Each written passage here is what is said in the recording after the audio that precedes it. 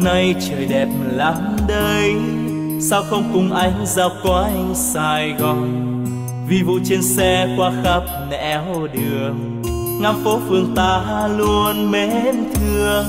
Sài Gòn của mình bao nhiêu quán xá, là có bấy nhiêu món ngon thật ngon, là có biết bao nhiêu lựa chọn, là nỗi đắn đo hôm nay ăn gì. Sài Gòn dịu dàng gom bao nỗi nhớ, đi đến nơi đâu cũng mong về mau. Thương lắm quan quen đôi ta vẫn hẹn, yêu lắm những con đường ta từng qua. Sài Gòn quá xa thương yêu, anh đã thương thật nhiều, anh yêu biết bao nhiêu, anh vẫn thương thật nhiều. Ôi yêu biết bao nhiêu.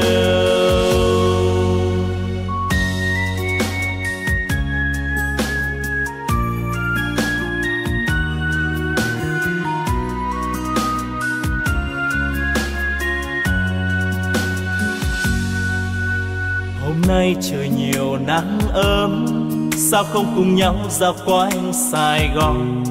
Bon bon trên xe qua muôn nẻo đường, ngắm phố phường ta luôn mến thương.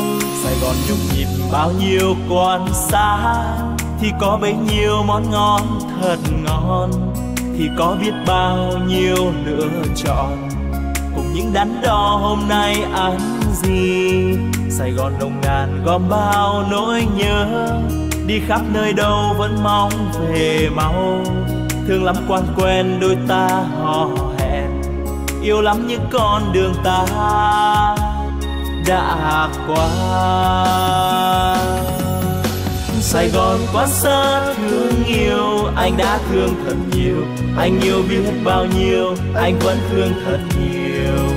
Ôi yêu biết bao nhiêu, anh đã thương thật nhiều, anh yêu biết bao nhiêu, anh vẫn thương thật nhiều. Ôi yêu biết bao nhiêu, anh vẫn thương thật nhiều. Ôi yêu biết bao nhiêu.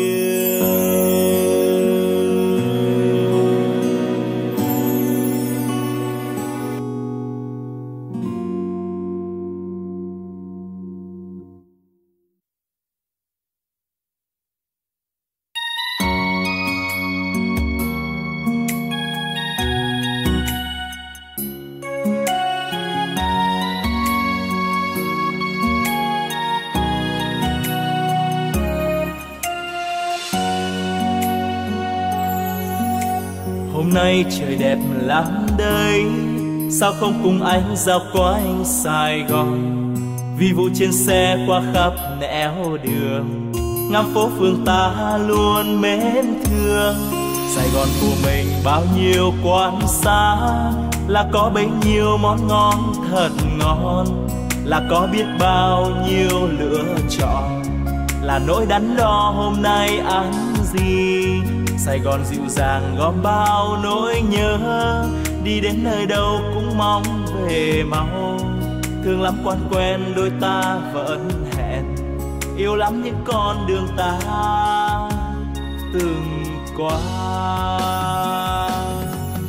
Sài Gòn quá xa thương yêu, anh đã thương thật nhiều, anh yêu biết bao nhiêu, anh vẫn thương thật nhiều. Ôi yêu biết